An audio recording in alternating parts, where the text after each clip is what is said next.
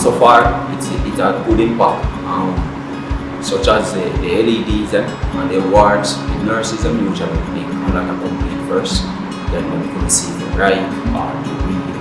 But now, since we get the LEDs, we have less problem. It is so efficient that some of the time they are asking us to even taking out some of the LED tubes. The area is so big, so I can see where it may have good impact on the facility, even the perimeter lighting.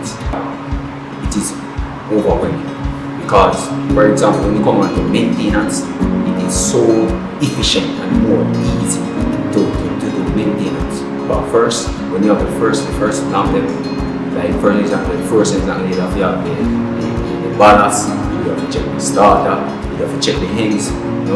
All you have to do is just check the hings or you just change it to. It is so efficient that I would recommend it for everyone to try out the LED. Yeah, it's a good impact.